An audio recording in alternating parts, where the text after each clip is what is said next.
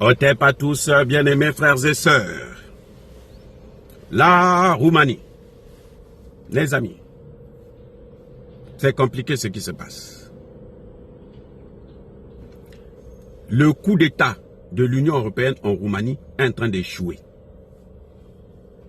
Je ne suis pas si sûr que Donald Trump va réussir à rattraper le tir, à corriger l'erreur. Je ne suis pas si sûr. Pourquoi je dis ça? Bon, la Roumanie était dirigée par un président allemand et roumain. C'est-à-dire que roumain d'origine allemande. Depuis un certain temps, quand il y a eu l'organisation des élections en décembre dernier, le candidat de l'extrême droite, un candidat pro-russe, a gagné l'élection. Il avait gagné l'élection. Alors l'Union européenne n'était pas contente. Comme eux, ils étaient dans l'histoire de sanctions contre la Roumanie, ils ont demandé à ce que, c'est un certain Kalim Ceausescu qui avait gagné, hein, ils ont demandé à ce que le président sortant puisse rester là, Ouranis, qu'il puisse rester là, et puis que la Cour constitutionnelle ne puisse pas proclamer les résultats.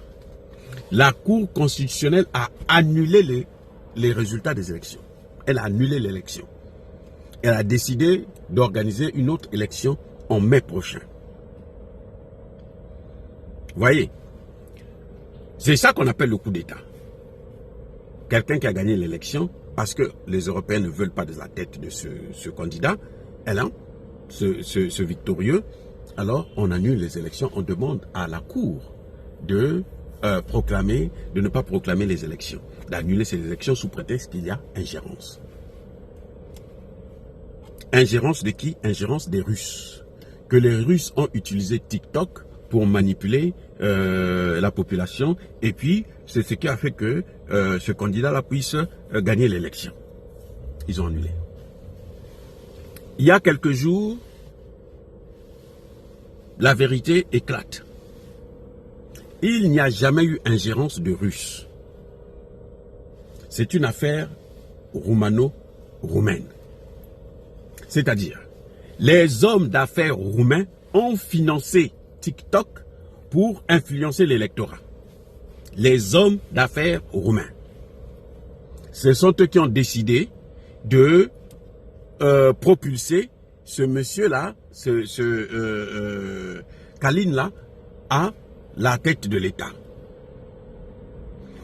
Et on s'est rendu compte que donc, le gouvernement avait menti. Le président sortant là avait menti.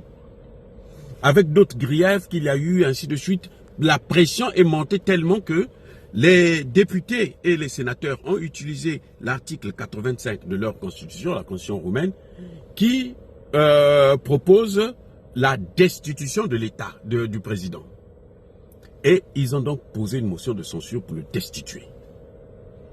Pour éviter cette destitution, le président, ce qu'il a fait, c'est qu'il a démissionné de ses fonctions. Depuis hier, mercredi 12. Et on repart à zéro. Voilà ce qui se passe avec la Roumanie. Donc, coup de tonnerre. Le président sortant se dit, si j'attends jusqu'à ce qu'on puisse voter cette motion de destitution, qui, à l'évidence, va passer parce qu'il y a trop de choses qu'on lui reproche, alors, il démissionne. Il démissionne d'ailleurs par égoïsme, parce que ça lui permet de garder les avantages en tant que chef d'État, ancien chef d'État, hein, au lieu d'être un chef d'État destitué, qui lui donne très peu d'avantages. Et ça bouleverse le plan de l'OTAN. Parce que ce qu'on est en train de voir actuellement, c'est que le même candidat qui avait gagné en décembre est, dans tous les sondages, vainqueur de cette nouvelle élection. Il les a eu. Donc c'est un coup d'État manqué carrément. En tout cas, qui est en train de manquer.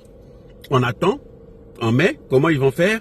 Est-ce qu'ils vont truquer les résultats Bon, ça, ce sera une autre paire de manches.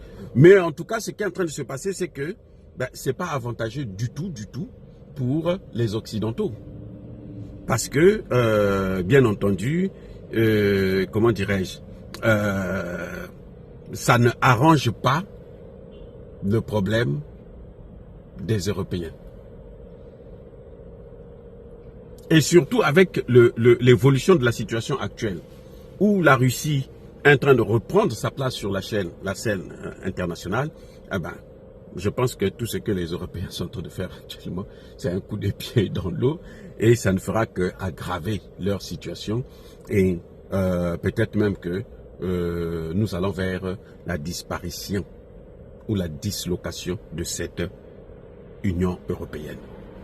Les amis, dire cela, c'est inciter à la haine ou à la violence. Non, il y a pas colère, il y a pas l'aimer. Encore une fois de plus, soyez bénis, abondamment bénis par le Dieu des Kémites et par nos ancêtres angélisés.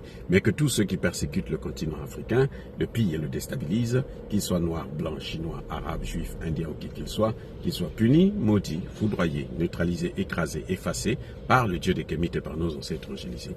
Vive l'Afrique éternelle, j'ai dit et j'assume.